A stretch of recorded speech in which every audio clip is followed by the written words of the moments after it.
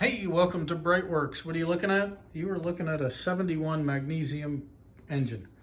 So, on my shorts yesterday, I put a short saying that, hey, we had a stud pull from the chain box on 4 through 6. So last night, I said a couple of prayers, a few Hail Marys, and I came in to do the left side, 1 through 3. I got to 10 Newton meters on the torque wrench and it started to just spin. So what we are going to do, and it's 25 Newton meters, right? You're trying to hold this guy down. The stud supports the bottom of the chain tensioner.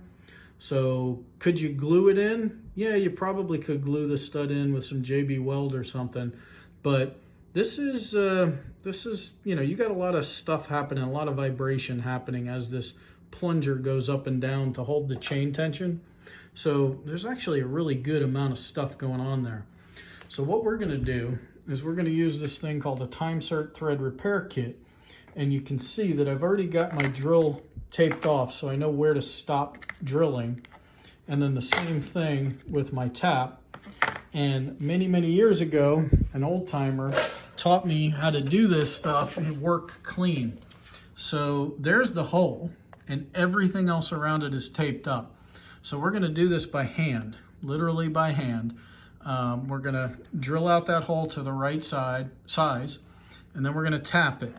And what that'll do is that's gonna keep all of the shavings out. We're also, while we're doing all this, we're gonna have a vacuum sucking out any shavings, plus we'll have grease on the bit. So the goal here is not to have to redo many hours of work. So we're gonna get on with it. All right, so we've drilled our hole to the correct size and we've put our countersink in there. So what we've got here now, this is the correct tap for the TimeCert. So we're just gonna go in and we're just gonna hand tap this guy.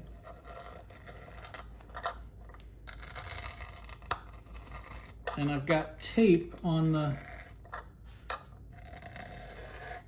tap to tell me when to stop.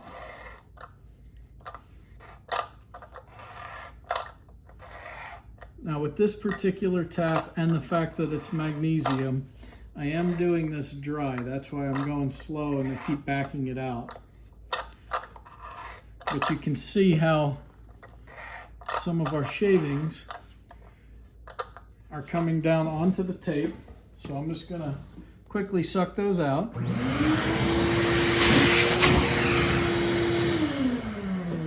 And then what we'll do is when we're pulling the tap out, we'll have the vacuum going the entire time. But so far, so good. A couple more turns on this tap and we should be golden.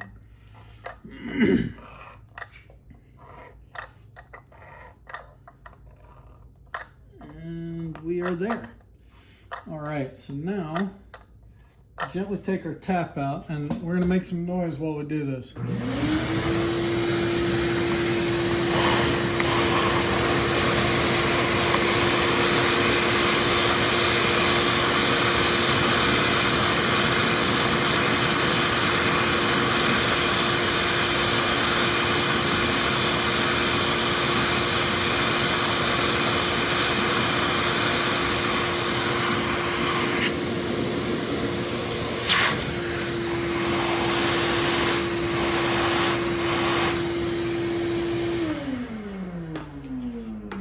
All right, we've got our tapped hole.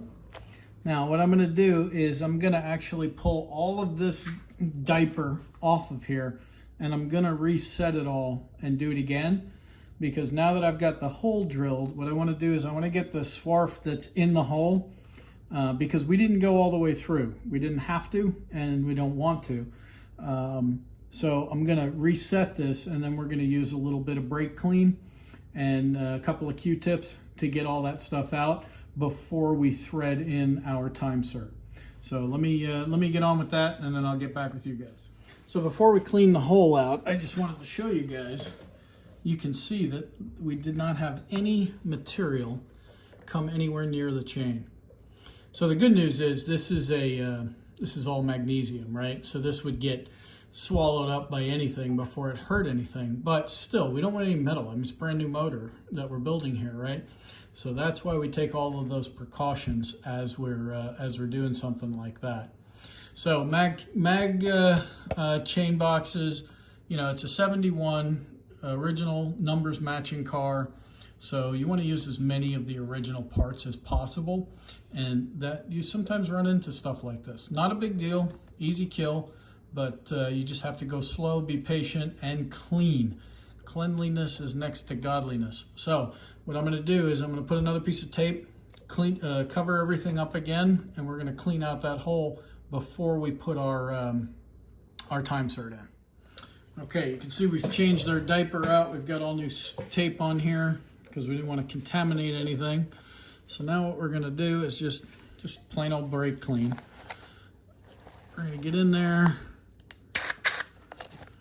and you can see all of the crap that it just blew out.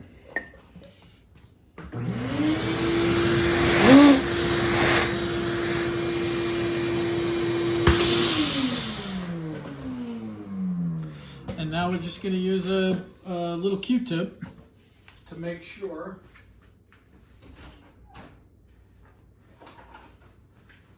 that everything's done. So we'll stuff this guy in there, and he comes out clean, so we're good. All right, once again, we're going to remove our diaper, so make some noise while we do that.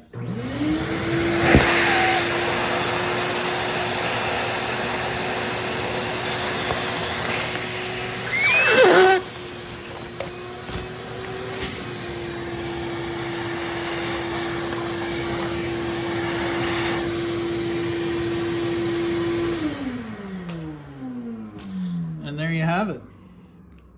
So let me go set up the time cert driver, and then I'll put you guys back on with me.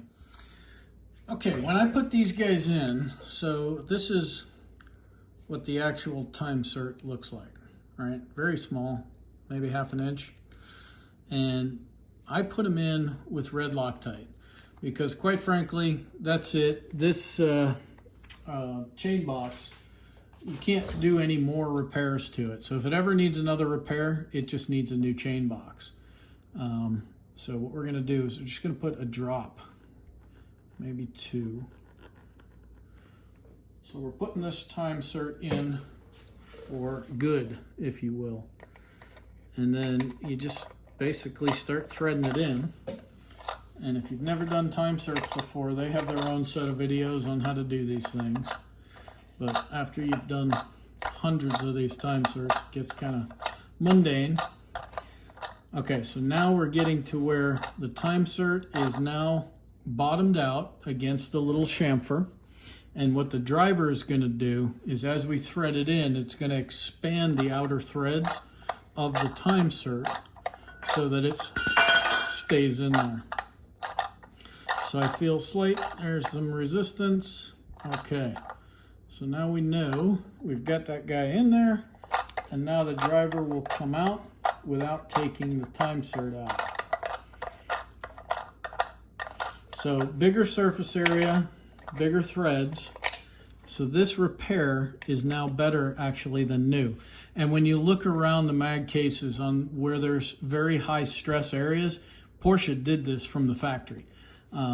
Really, they used what we would consider today helicoils, but these time certs are the same thing as the case certs that you spend a lot of money installing.